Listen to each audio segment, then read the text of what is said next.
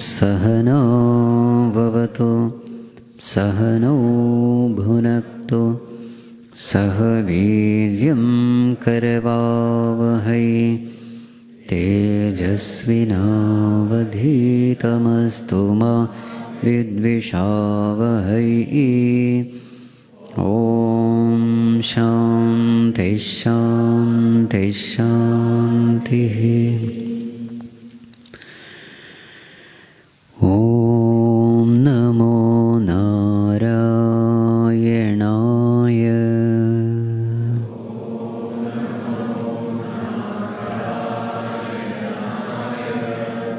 ॐ नमो नारायणाय।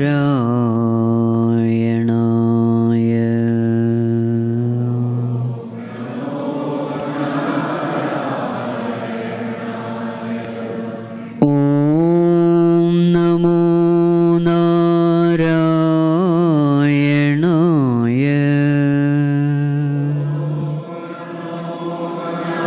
ॐ नमो नारायणाय। ॐ नमो नारायणाय।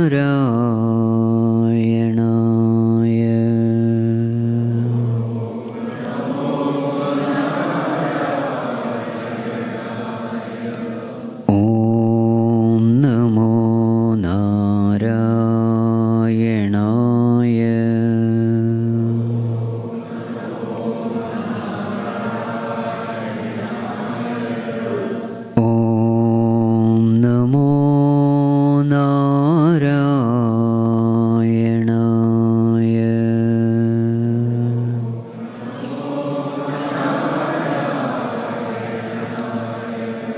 ॐ नमो नारायणाय।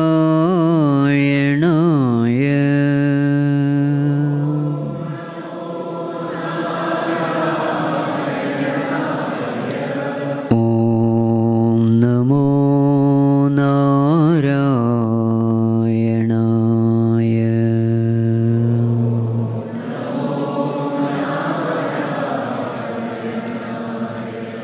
ॐ नमो नारायणाय।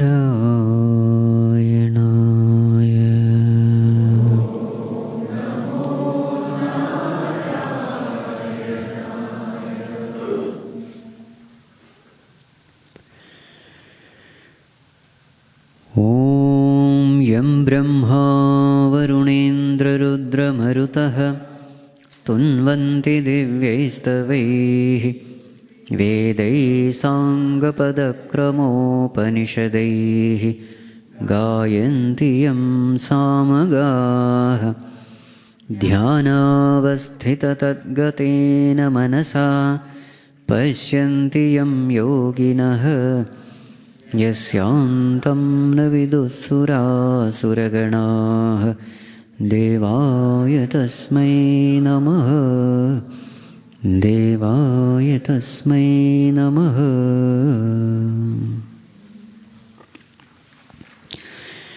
Let us chant verse number 10 and 11.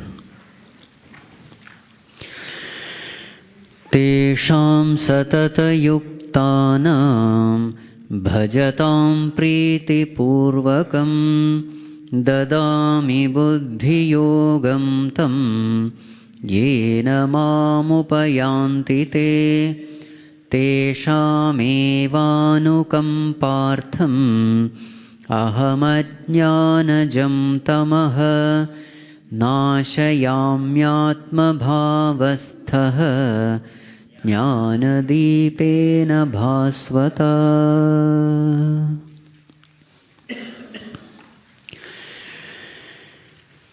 So Bhagavan says, Arjuna, those people, macchittaha, madgata pranaha, bodhayantah parasparam, those who know this reality, that I am the Loka Maheshwaram, the Lord of the whole universe, the Lord of the inner world and also the Lord of the outer world. Those who know this, they worship me, they talk about me, meditate upon me, think about me, discuss about me, and in this they find great joy, great peace, great contentment. To such people, I give them buddhi yoga. I give them the highest knowledge.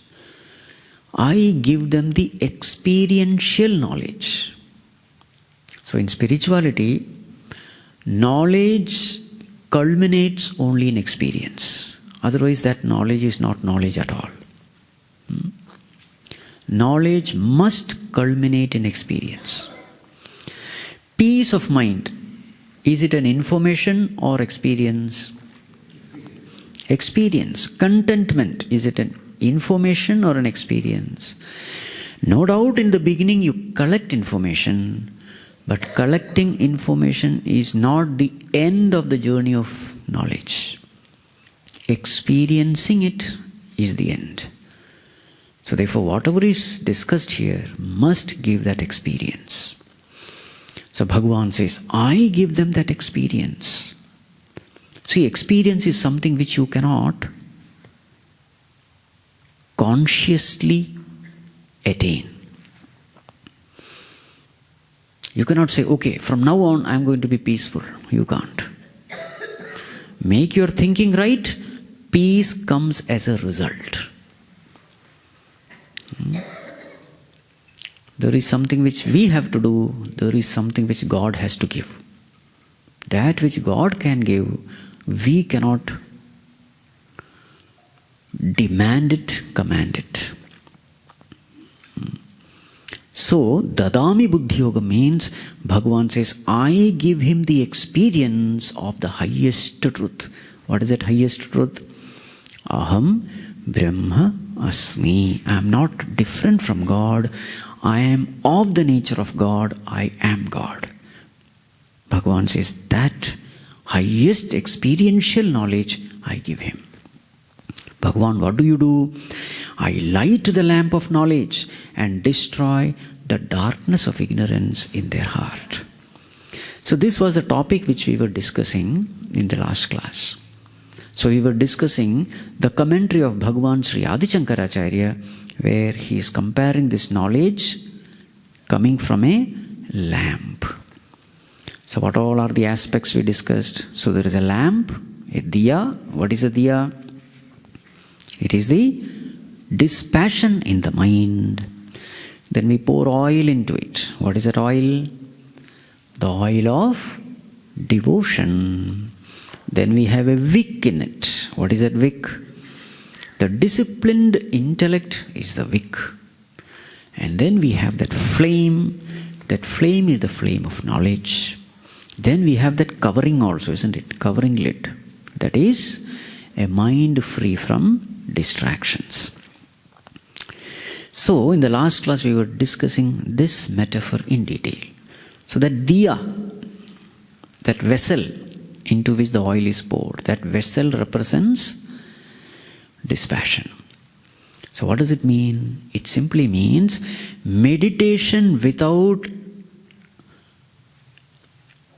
an available mind is impossible. Mind should be available for meditation. Which mind is not available for meditation? A mind which is filled with likes and dislikes. What will such a mind do? The moment you sit for meditation, that mind will start thinking about the objects of likes and dislikes. It starts wandering. That mind is not available. More intense the likes and dislikes, the more intensely it will go towards the sense objects. So therefore, a mind which is relatively free from likes and dislikes, that is a necessary condition for meditation. That is why it is considered as a vessel. If the whole day has been gone living unintelligently, handling situations unintelligently, with lot of greed, jealousy, hatred, revenge, etc., you will find at the seat of meditation, you will be thinking of those events, those incidences, those people. The mind is constantly disturbed. So therefore, for such a person, meditation is impossible. That is the meaning, you have a vessel. Then what do? You fill it with oil. The oil of devotion. Devotion basically means love. This is second important thing. Unless you have love for God, meditation on God is impossible. This is true with every subject. Unless you have love for any subject, it is not possible to delve deep into that subject, concentrate into that subject. Concentration, study, research, everything is possible only when there is love for the subject. In the same way, meditation upon God is possible only to the extent there is love for God. So therefore that becomes the oil. Again, the last class we were discussing the quality of oil also. If the oil is impure, the flame also will be smoky. But if the oil is pure, the flame will be bright, smokeless and brilliant. So what is the quality of the oil here? It is the purity of love. Quality of oil is the purity of love. What do you mean by pure love? A love which doesn't expect anything in return. That is called as purity of love. I am not loving so that I will get something. Especially in devotion, this kind of love is there. So that inferior love is called Sakama Bhakti. I love God because He is giving so many things to me. That is impure. Though that is the initial stage, we all start from that stage only, but we should not remain in that stage.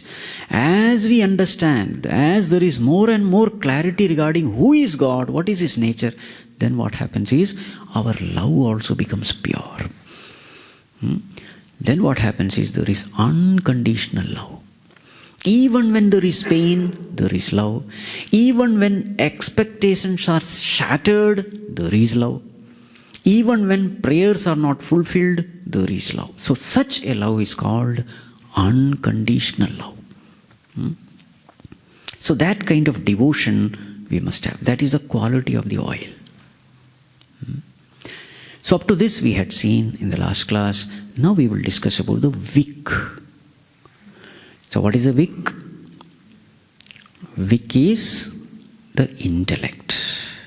Now if you see this wick, the wick should be able to handle the flame, the hot flame. It must be combustible. At the same time, it must be firm. It must be sharp.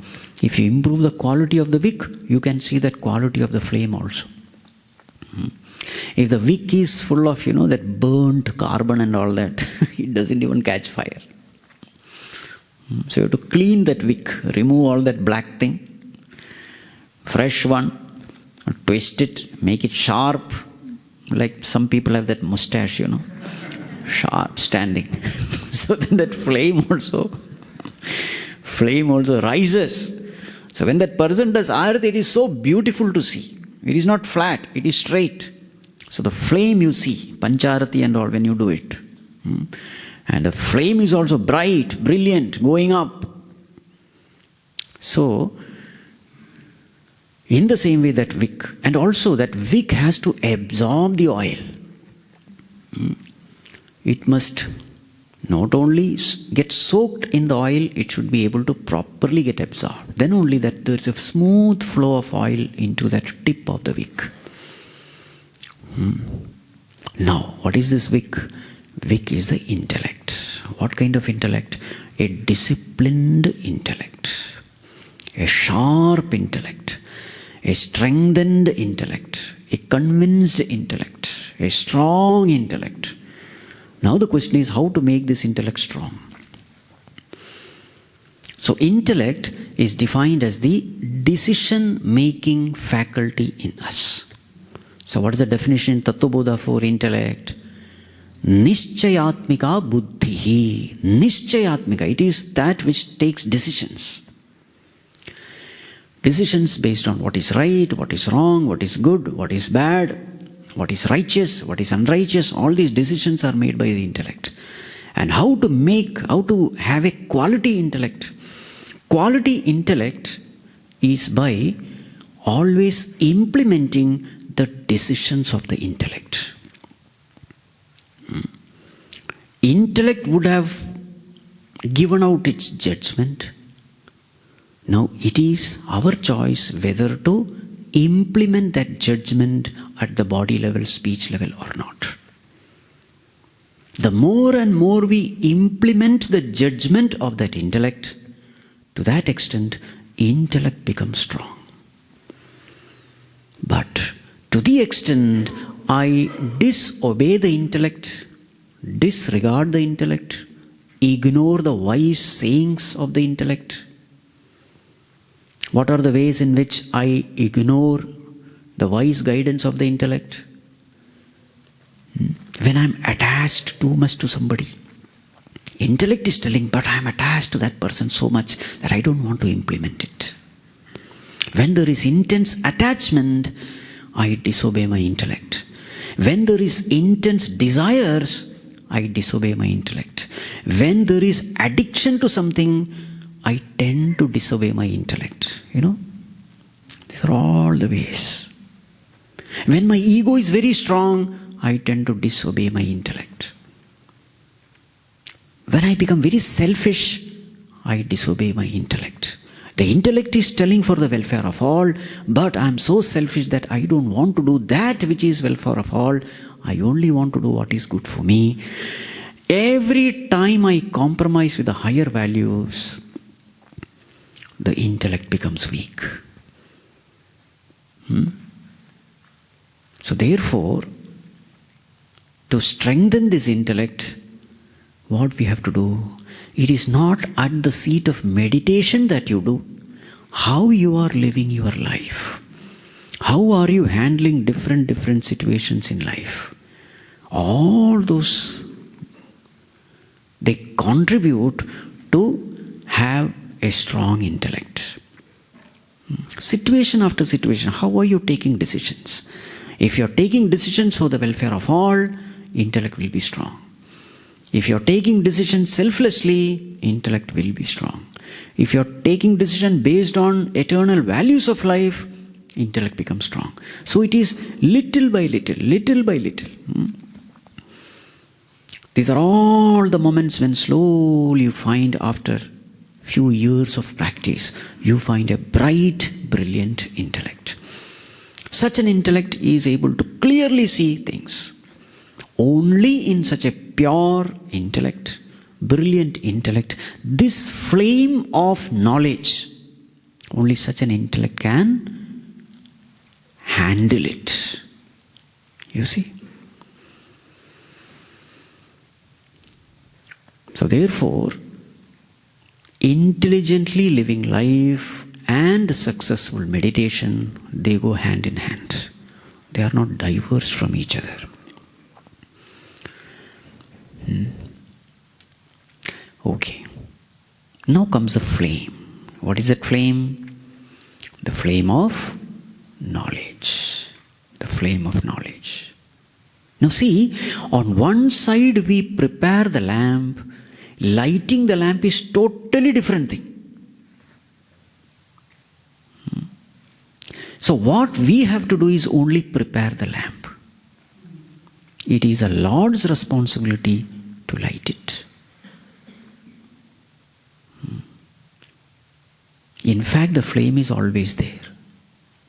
Many times either we don't have oil, or that vessel is leaking, or that wick is some metal or something, or that wick is wet, like a plantain stem. You know plantain? Banana stem, have you seen? A piece of banana stem, wet. You see, the problem is not there is no flame. The problem is that lamp is not fit. So we have to prepare that lamp. Now this is self-effort. Preparation of the lamp is self-effort. Preparation of that diya, filling with quality oil, preparing the wick, all these things we have to do. Flame is always there. Flame is always there means what? Grace of God is always there. We can never blame God saying that, Bhagavan, I am such a fit student and you have not given me knowledge. It will never happen. Remember that example. Magnet's pull is always there. Magnetic field is always there. But if that iron piece is not feeling the pull pull towards a magnet, you cannot blame the magnet. It is only lack of preparation on the part of the iron piece. So what is that lack of preparation? The rust in the iron. A rusted iron piece will not feel the pull. So what is the job of that iron piece? Go on rubbing, removing all that rust and make itself pure. That's all what it needs to do. As it becomes pure, it starts feeling the pull towards magnet. As the diya becomes prepared, the lamp becomes fit to hold the flame. So this is what we have to understand from this metaphor. So there is this flame. The flame is bright and brilliant. What is the result of the flame? The result of the flame is there is light. And the result of light is you are able to see everything clearly. Earlier there was darkness. Now there is light. And because of light, you are able to see things clearly. So what all are the things we have to see clearly? 6 things becomes very clear to you. Number 1, who is a jiva? Number 2, who is Ishvara? Number 3, what is Jagat? Jiva, Jagat, Ishvara becomes very clear to you. This is the result of knowledge. Number 4, what is moksha? What is liberation? It becomes very clear. Number 5, what is bandhana? What is bondage? It becomes very clear. At present our condition is we are bound, but we think we are free. This is called as darkness. Knowledge is just the opposite. At present our knowledge is there is no God. You see, that which is there is not seen. That which is there is not seen. That which is not there is seen. So Jiva, Jagat, Ishvara, Moksha, Bandhana. The 6th one is sadhana, the means to come out of this bondage. How am I getting bound? This process, it becomes very clear. So these are the 6 things which become very clear. In that light of knowledge, when there is no light, nothing is clear. The snake is misunderstood as rope. The other one is safe. Rope being misunderstood as snake is absolutely safe. There is no danger there. But the snake being misunderstood as rope, that's a big problem. That's a better example actually. So this is what happens in that light. So a little more discussion is necessary. That we'll take up in the next class. Om Sarve Bhavantu Sukhinah Sarve Santu Niramayah Sarve Bhadrani Pashyantu Ma Kaschid Dukkha Bhag Bhavet Asato Ma Sadgamaya Tamaso Ma Jyotirgamaya Mrityorma Amritam Gamaya.